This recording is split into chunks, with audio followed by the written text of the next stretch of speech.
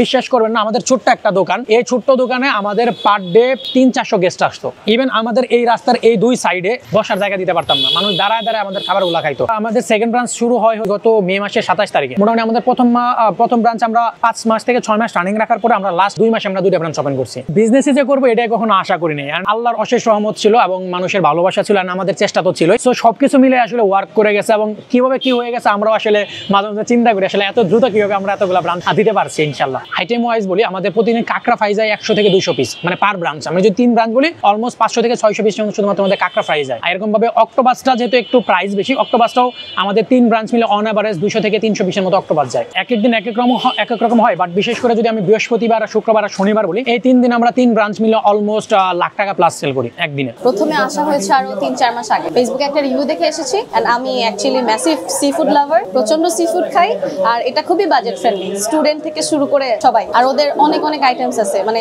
সিঙ্গারা থেকে শুরু করে পেঁয়াজু থেকে শুরু করে octopus, crab, everything.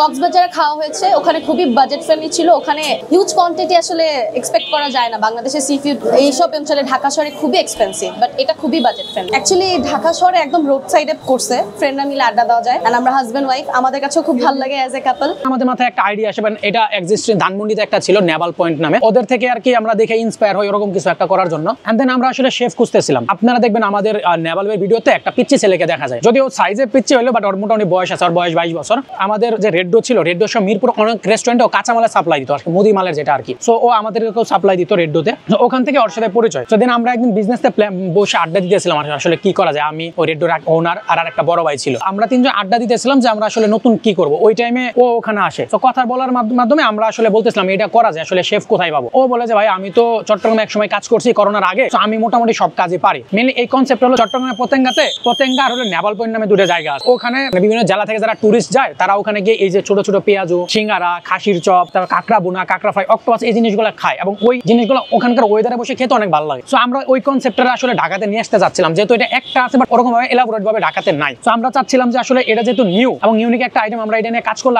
I think ভালো কিছু করতে পারবো। সো সেখান থেকে ও আমাদের সাথে অ্যাড হয়, এন্ড দেন আমরা 3-4 জনে মিলে বিজনেসটা স্টার্ট করি। যেহেতু ও শেফ ছিল, ফাইনান্সিয়াল সাপোর্টটা আমরা 3 জনে মিলে দেই, এন্ড দেন আমরা 4 জনে মিলে আসলে নেভাল বেড়ে দাঁড়া করাই। এন্ড আমরা বিজনেসটা দাঁড়া করাই গত বছরের ডিসেম্বর মাসে। প্রথম থেকে বলতে আমি যেহেতু আসলে টুকটাক মার্কেটিং আগে থেকে করতাম, ব্লগিং আগে থেকে করতাম, সো মার্কেটিং এর ব্যাপারটা আমি খুব ভালোভাবে বুঝতাম। আমরা শুরু থেকে চেষ্টা করতেছিলাম খাবারের মান সবসময় একই রকম ধরে রাখার জন্য। সো এটা আমি প্রাউডলি বলতে পারি যে আমরা 98% ডেতে আমরা আমাদের খাবারের মানটা ধরে রাখতে পারছি। এখন 100% বলবো না, এটা কোনোদিন আসলে পসিবল হয় না, কারণ 1-2টা দিন আমাদের খাবার খারাপ হয় বা হতে পারে, এটা স্বাভাবিক, ফুড জিনিস। আমরা চেষ্টা করছি আমাদের ম্যাক্সিমাম ডেগুলোতে আমাদের ফুড কোয়ালিটি 100% ঠিক রাখার জন্য। সি ফুডের চ্যালেঞ্জটা হলো সবসময় আসলে বিশেষ করে অক্টোপাস আর কাঁকড়া সবসময় অ্যাভেলেবল পাওয়া যায়, এটা স্টকে রাখাটা সবচেয়ে বড় চ্যালেঞ্জ। বিশেষ করে সমুদ্রে অনেক সময় অভিযান হয়, যেমন এই যে বর্তমানে আমাদের অক্টোপাসের একটা বিশাল সংকট চলতেছে। আমাদের লাস্ট 7-8 দিন আমরা অক্টোপাস কোনো সাপ্লাই পাইনি। আমাদের বাকি যে 2জন পার্টনার আছে তারা আগে থেকে বিভিন্ন বিজনেসের সাথে জড়িত ছিল, আমিও আসলে মার্কেটিং এ ছিলাম। সো বিজনেস সম্পর্কে আমাদের সবারই মোটামুটি একটা ভালো আইডিয়া ছিল। আমরা চাচ্ছিলাম একটা কিক, যে আমরা আসলে এটা যেহেতু নতুন আইটেম, আমরা যদি ফুড কোয়ালিটি 100% ঠিক রাখতে পারি, আমরা যদি আমাদের সার্ভিস ঠিক রাখতে পারি, তাহলে আমরা আশা করছি আমরা এটা বড় করতে পারবো, বিজনেসটা আগায় নিতে পারবো। আলহামদুলিল্লাহ, মানে স্টার্টিং এর শুরু দিকে আর কি, মনে ধরুন যে